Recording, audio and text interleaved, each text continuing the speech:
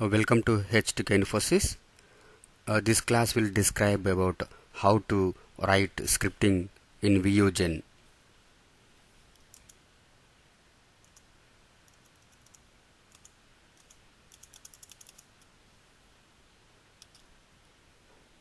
So in LoadRunner in vugen scripts, we have to use C programming. Of course, there is a latest protocol, Ajax True Client protocol. You can also use JavaScript, but most of the time you are using C programming techniques in vugen script. So in to use any variables, we need to declare data type. To validate the data or to store some values, we need to declare some variables. So variables means a temporary memory location. Variable means it is a temporary memory location to store values.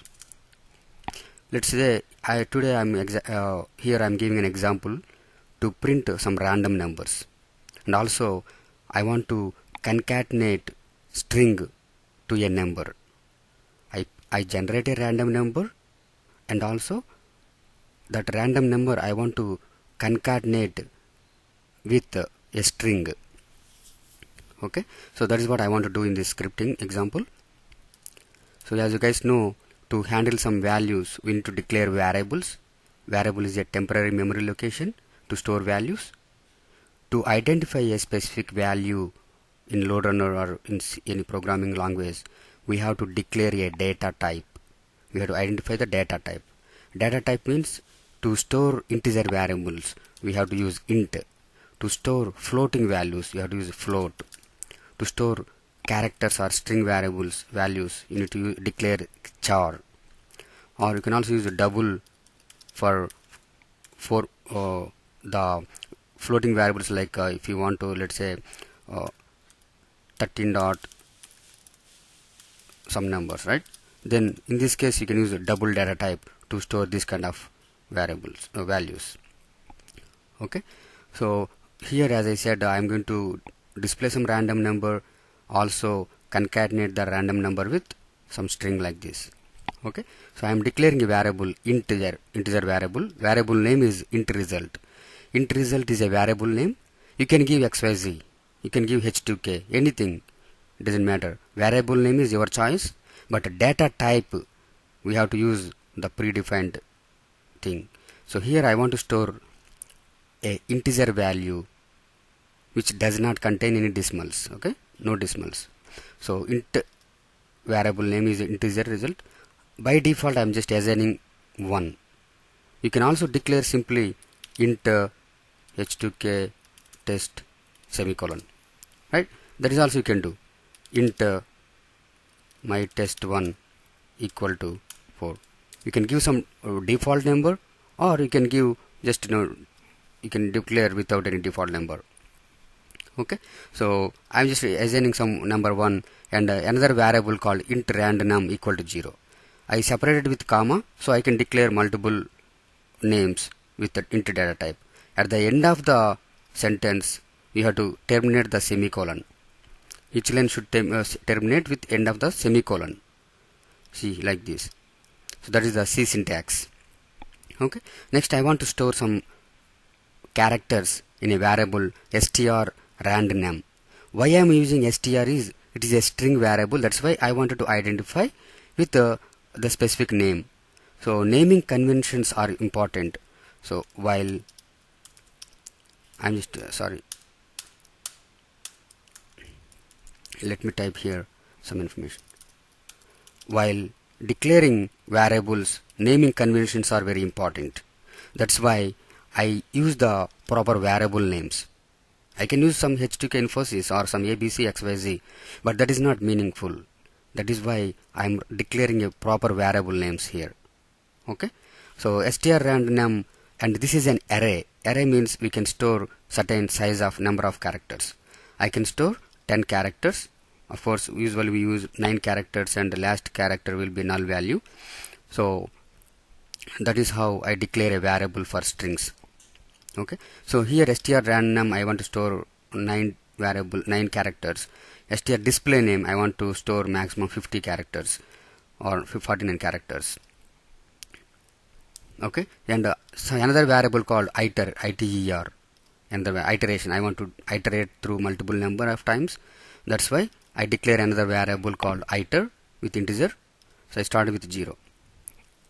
Even you don't have to, you can declare like this. If you don't assign a default value, by default it will assign some garbage value. Okay, so now I am writing a for loop. For loop is kind of like this, for. So I just press a for space bar, it will come with like this, with parentheses and curly braces close like this. So you can always use, let's say, iter equal to, start with, maybe I want to start with 5 semicolon, iter less than or equal to 10 semicolon, iter plus plus. Plus plus means iter equal to iter plus 1. You can also give iter equal to iter plus 1. That means each time it will increase one value. In C++ or C programming, if you use plus plus means iter equal to iter plus 1. That is the meaning of this plus plus means increment by 1. Okay, that is about for loop. So you can whatever the statements you wrote within the for loop, it will execute these these values for 20 times. If I give the condition is less than or equal to 20, so it will print if it execute all these statements for 20 times.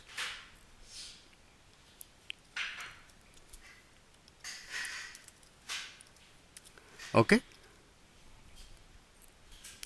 so here for iter equal to 1, starting the value I am starting with 1, iter less than or equal to 20.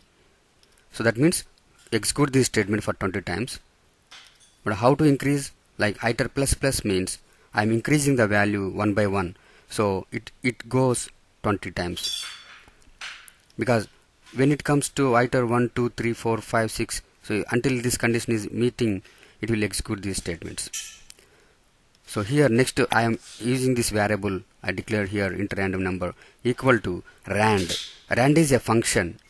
There is a predefined function rand. I am just selecting this function and press F1. You can see the help to get more detail about what is rand. So gets a random integer between 0 and rand max. So example, if you see the example, see rand percentage by 10 means it's basically it will give the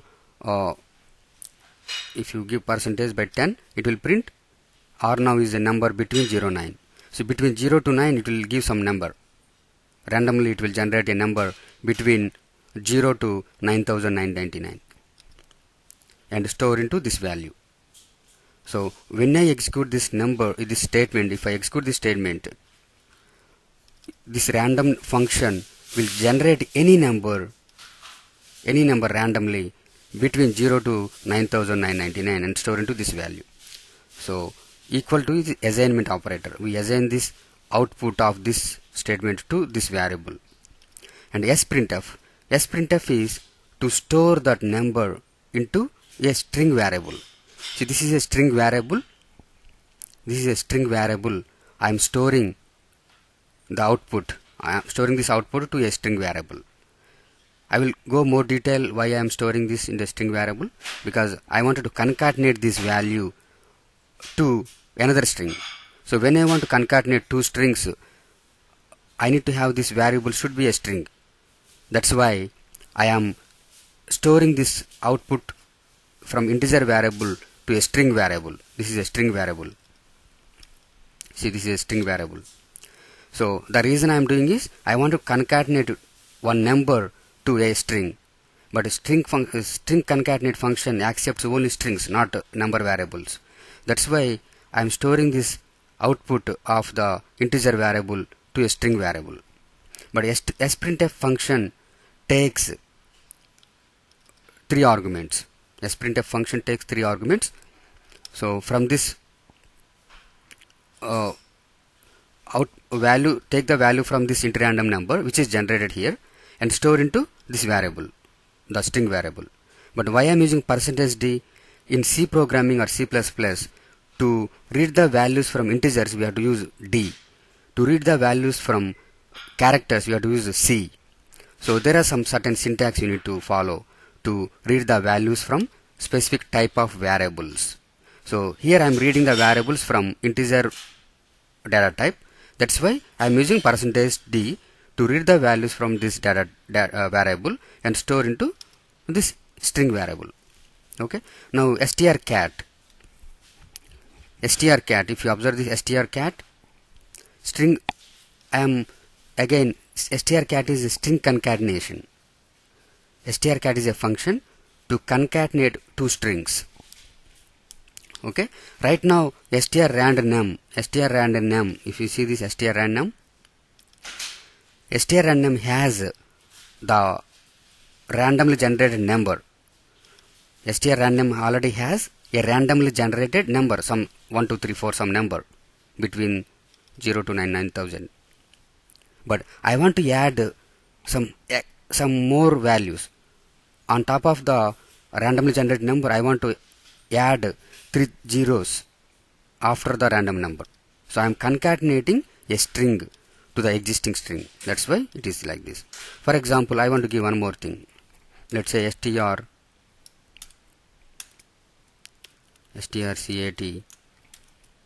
right? So if you see like str char to char from, right? So test one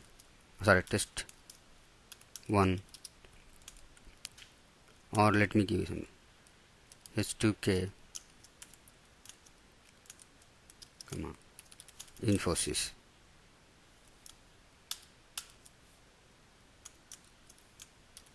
Right.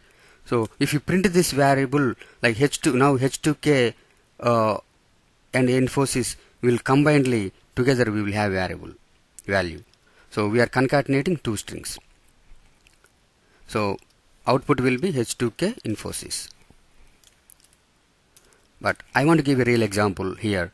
I have a variable value in this variable. This is a variable, not the regular string. Okay. This variable has some value generated here. I want to append 3 zeros at the end to the number. Okay. After I print, you will see the values. So you will get more idea. Okay. Now LR save string.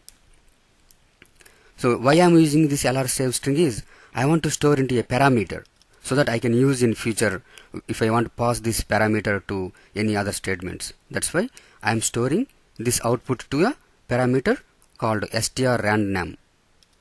Okay. So LR save string and output of the from strrandnum I am storing into a parameter. Now I am printing this value. Now we will get an idea about how it is generated. LR output message is another function to print the values, to print the output to a screen like this. Okay, print the output on the screen. So LR output message function. If you want to see, select that and press F1. See, sends a message to log files, output windows and other report summaries. So that is the LR output message function details. Okay. You can always visit help to get more idea about each function. Okay, now randomly generated entity ID or randomly generated number is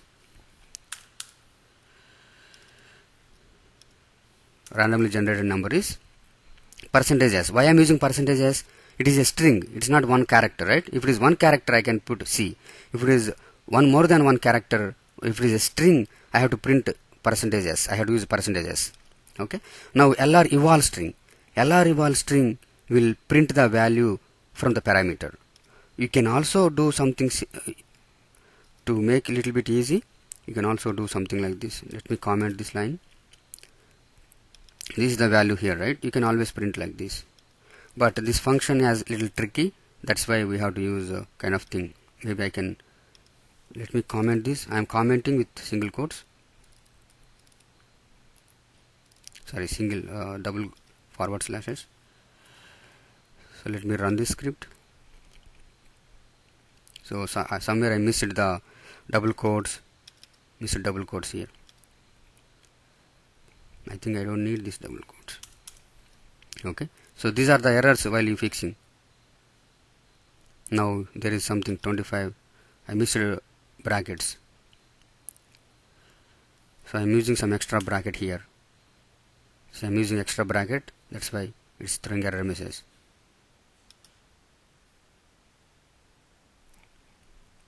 See, it's printed str random.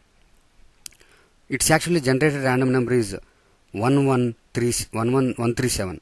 Sorry, 1137 is the number actually generated. But what I did, I added 3 zeros.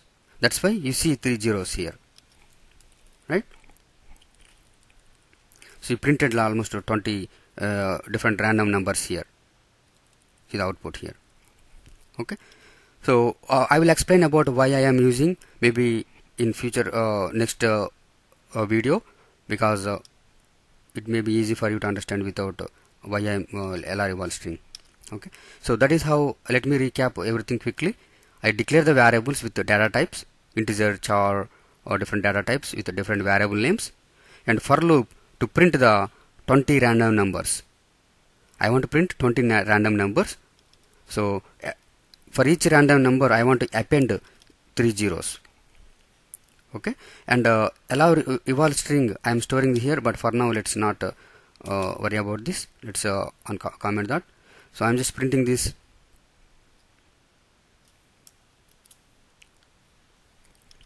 Okay, so I just appended and printing this random number. That's it. It's very simple. Okay, so that is how it is. Okay, folks, I will go ahead and give you some more tutorials as soon as possible. So please watch all the videos. Okay, thank you, folks, and have a good one.